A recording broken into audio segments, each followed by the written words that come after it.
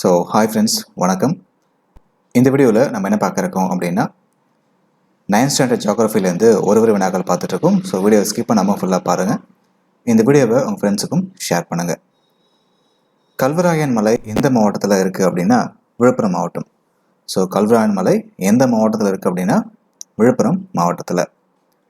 பச்சைமலை எந்த மாவட்டத்தில் இருக்குது அப்படின்னா திருச்சி மாவட்டம். ஸோ பச்சைமலை எந்த மாவட்டத்தில் இருக்குது அப்படின்னா திருச்சி மாவட்டம்.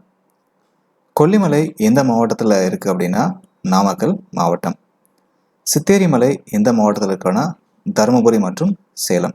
ஸோ சித்தேரி மலை எந்த மாவட்டத்தில் இருக்குது அப்படின்னா தருமபுரி மற்றும் சேலம் மாவட்டத்தில் இருக்குது.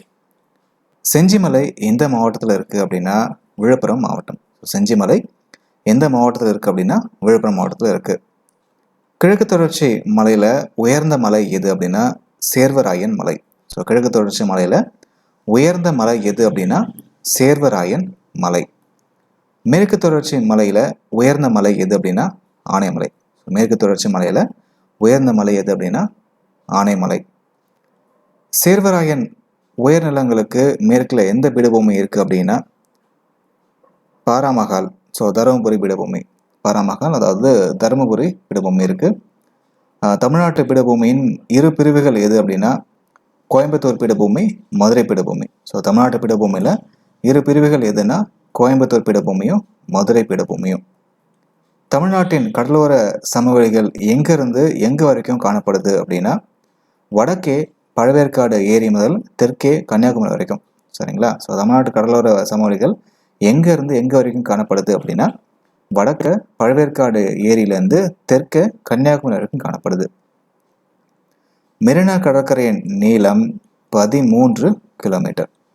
ஸோ மெரினா கடற்கரை நீளம் 13 கிலோமீட்டர். எந்த மாவட்டத்தில் உள்ள கடலோர சமவெளி சோழமண்டல சமவெளி என அழைக்கப்படுதுன்னா திருவள்ளுவர், காஞ்சிபுரம், கடலூர், விழுப்புரம். ஸோ எந்த மாவட்டத்தில் உள்ள கடலோர சமவெளி சோழமண்டல சமவெளின்னு சொல்லி அழைக்கப்படுது அப்படின்னா திருவள்ளூர், காஞ்சிபுரம், கடலூர் மற்றும் விழுப்புரம். தமிழ்நாட்டின் முக்கிய ஆறான காவிரி எங்கே உற்பத்தி ஆகுது அப்படின்னா கர்நாடகாவில் கொடகுமலையில் தான் உற்பத்தி ஆகுது.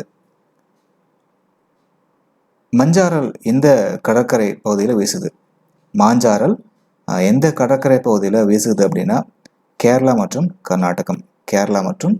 கர்நாடகம் பகுதியில். தமிழ்நாடு எவ்வகை காலநிலையை சார்ந்தது? ஸோ தமிழ்நாடு எவ்வகை காலநிலையை சார்ந்தது அப்படின்னா அயனமண்டல காலநிலை. ஆண்டுக்கு எத்தனை முறை சூரிய கதிர்கள் தமிழ்நாட்டில் செங்குத்தா விழும் அப்படின்னா 2 வாட்டி விழும். ஆண்டுக்கு எத்தனை முறை சூரிய கதிர் தமிழ்நாட்டில் செங்குத்தா விழும் அப்படின்னா 2 வாட்டி விழும். தமிழ்நாட்டில் வெப்பம் மிகுந்த மாதம் மே மாதம். ஸோ தமிழ்நாட்டில் வெப்பம் மிகுந்த மாதம்னா அது மே மாதம். தமிழ்நாட்டில் குளிர் மிகுந்த மாதம்னா ஜனவரி. தமிழ்நாட்டில் மே மாதம் காற்றின் சராசரி ஈரப்பதம் 68% இருக்கும். ஸோ தமிழ்நாட்டில் மே மாதம் காற்றினுடைய சராசரி ஈரப்பதம் 68% இருக்கும். தமிழ்நாட்டில் ஜனவரி மாதம் காற்றின் சராசரி ஈரப்பதம் 82% இருக்கும். ஸோ மே மாதம் பார்த்தீங்கன்னா 68%, ஜனவரி மாதம் 82% இருக்கும்.